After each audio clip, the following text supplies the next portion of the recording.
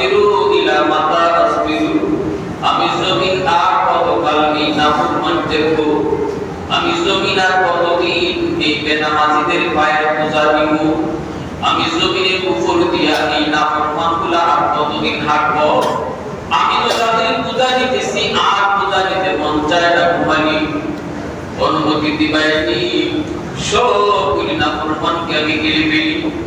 আল্লাহ কয়ে বান্দা বান্দি শুন, এইভাবে সাগর মহাসাগর পার করে কক্সবাজার সমুদ্র সৈকতের পাড়ে গিয়ে কত যুবক যুবতী গোনা পড়ে, সাগরের পানিটা তাকায় তাকায় শুধু আল্লাহর কাছে আবদার করে, মালিক নাফরমানি আর কত দেখবো, অনুমতি দাও সব নাফরমানকে আমি পানি যায় ডুবাই দিই, নাপাক জমিনটারে পাক বানাই দিই। আল্লাহ অনুমতি দিবাইনি। আল্লাহ পাকে বলে ফেরেশতারা বলে, আল্লাহ আর দেখতে ভালো লাগে না, অনুমতি দাও জমিন ধ্বংস করে দিই। এইবার আল্লাহ পাক রব্বুল আলামিন ক্ষমা করে, আল্লাহ পাক জমিনকেও লক্ষ্য করে কয়, এর জমিন ভালো করে শুন, আমি আল্লাহ দেখতেছি জমিনে কত গুনাহ হইতেছে, কত অত্যাচার হইতেছে, কত জুলুম হইতেছে, আমি আল্লাহ দেখি এই জমিনে কত নাফরমানি হয়, আমি দেখি এই জমিনে কত বেনামাজি নামাজ না পড়ে হাঁটে, এটা শুধু তোরা দেখোস না, আমি আল্লাহ দেখতেছি। এরপর আমি কেন নজর করি না জানি, কারণ এই মানুষকে আমি আল্লাহ আমার নিজের হাত দিয়ে বানাইছি। আসমান আল্লাহ বানাইছেন গঙ্গায় বইয়া, জমিন আল্লাহ বানাইছেন গঙ্গায় বইয়া, ফেরেশতা আল্লাহ বানাইছেন গঙ্গায় বইয়া, কিন্তু আমার আপনার আল্লাহ কোন গঙ্গা বানায় না, আমার আপনার যখন আল্লাহ বানাইছে, আল্লাহ পাক খলাকতু বিয়াদাইয়া, আমি আমার বান্দা বান্দির নিজের হাত দিয়ে বানাইছি। যেই জিনিসের হাত দিয়ে বানানো হয় এই জিনিসের প্রতি মায়া বেশি থাকে।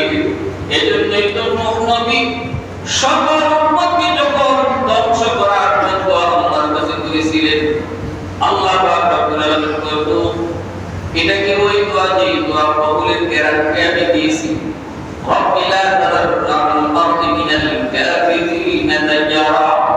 নূহ নবী কবুল করো, কবুল করো, আল্লাহকে কবুল করতেছি। এর আগে তুমি মাটি দিয়ে কিছু পাতিল বানাও, মনের মাধুরী দিয়া মন যে চায় ওইভাবে তুমি কিছু পাতিল বানাও, বানানোর পরে আল্লাহ ও এখন লাঠি দিয়ে সবগুলি পাতিল তুমি ভেঙে ফেলো।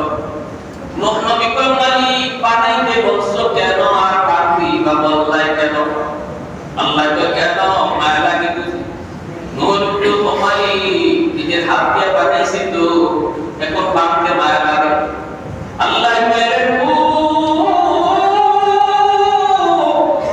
পাতিলের মুখ দাও নাই, পাতিলের হাত পা বানাইতে পারো নাই, পাতিলটা নড়তেও পারে না, ডাকতেও পারে না, কিন্তু একবার ভেবে দেখো যে মানুষগুলা আমি আল্লাহ বানাইছি নিজের হাত দিয়া, চোখ দিয়েছি, কান দিয়েছি, জবান দিয়েছি, পা দিয়েছি, হাত দিয়েছি, এই জবানটা দিয়াও একবার যখন আমি আল্লাহকে আল্লাহকে ডাকতাম, তখন আমি আল্লাহর পদ্ধতি বলি ডাকা ঠান্ডা হয়ে যায়। তুমি পাতিল বানাইছো, তোমার একবারের জন্য পাতিল ডাকে না, কিন্তু আমার যে সকল বান্দা বান্দিরে আমি আল্লাহ নিজের হাত দিয়ে বানাইলাম, কথা বলার শক্তি দিলাম, হাত দিলাম, পা দিলাম, এদেরকে ধ্বংস করে দিতে বুঝি আমি আল্লাহর মায়া লাগে না, আমার মায়া লাগে না। এজন্যই তো আল্লাহ পাক রব্বুল আলামিন কই, ঠিক আছে যাও, তোমার দোয়া কবুল করলাম, উম্মত সবাই রিয়াদ কিলা যাও, নাফরমান গিলে ডুবাই দিও, ঈমানদার আনসারদেরকে নিয়ে নৌকায় করে চলে যাও। একজন বৃদ্ধা মহিলা ডাকতে কয়, নবী গো, আমি বড় দুর্বল, আমি নৌকায় পারাপারি করে উঠতে পারবো না, উঠবার সময় আপনি আমারে দয়া করে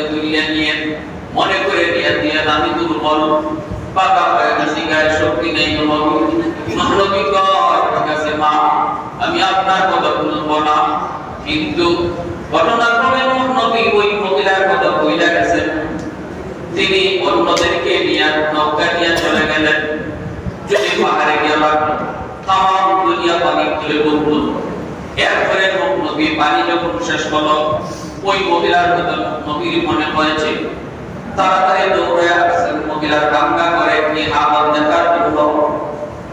আল্লাহ পয়গম্বর নবী আয়েশা দেখেন আল্লাহু আকবার, বড় বড় অট্টালিকা, যেখানে কোনো চিহ্ন বিচিহ্ন নাই, সেখানে ওই ভাঙ্গা ঘর, ওই বুড়িমার ভাঙ্গা ঘরটা আগের মতোই দাঁড়ায় আছে।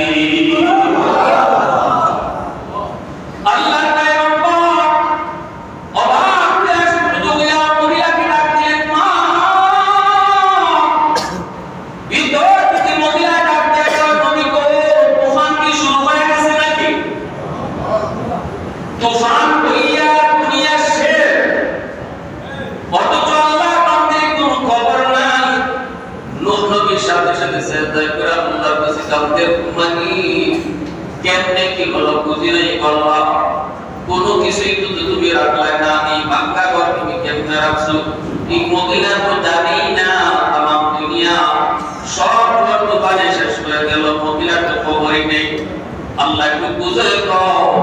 তখন আল্লাহ পাক রব্বুল আলামিন কয়, তোমরা নবী হইয়া উম্মত বলতে পারো, কিন্তু আমি আল্লাহ হইয়া আমার বান্দা বান্দি বলতে পারি না।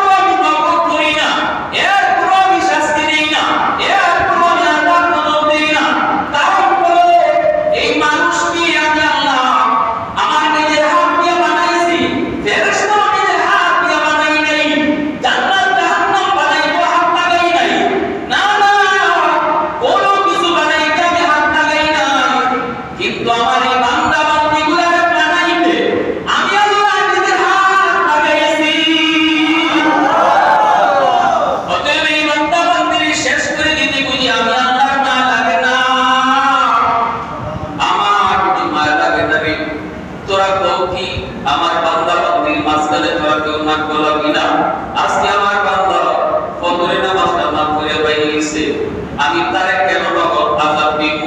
সামনে তো জুহরের রক্ত, আমি আল্লাহর মন বলে তোমার বান্দা জুহরের নামাজে দুইটা কই আল্লাহ ফজরটা পড়তে পারছি না, মাফ করে দিলে আমি আল্লাহ কইতে দেরি, তার গুনাহ মাফ করতে দেরি হইতো না।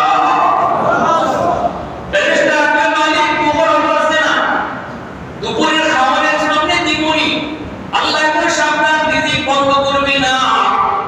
বেনামাজি বান্দা বান্দির রিজিক বন্ধ করিস না, সুদ করে রিজিক বন্ধ করবি না, ঘুষ করে রিজিক বন্ধ করবি না, কারণ আমি আল্লাহর নাম করে রাস্তা। আল্লাহু আকবার।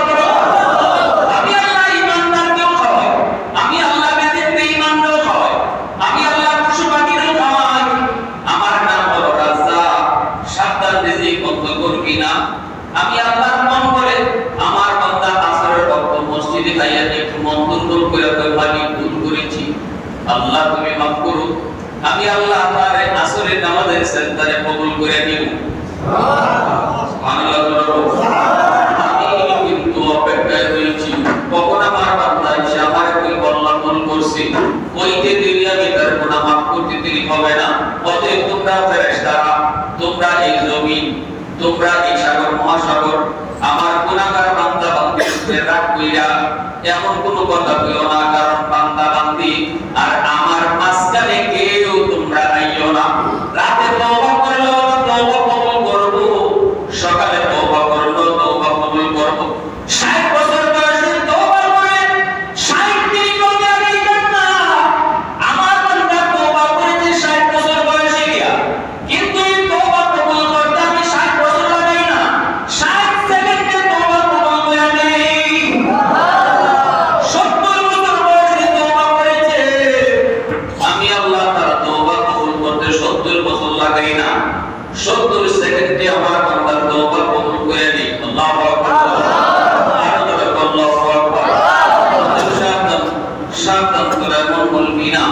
এখনো জমিনের ভিতরে চার দল আছে, এই চার দল যতক্ষণ থাকবে জমিন আমি আল্লাহ টিকায় রাখবো, আযাব গজব থেকে জমিনকে মুক্ত রাখবো।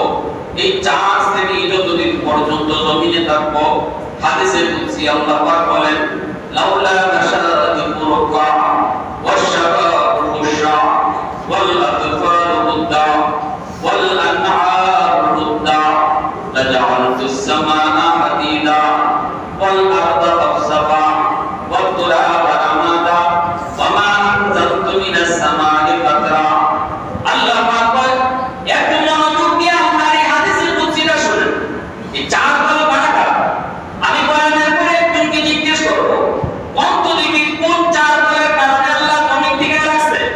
পরীক্ষাটি মূল্যায়নের পরে যে কেউই জিজ্ঞেস করব। অতএব একটু মনোযোগ।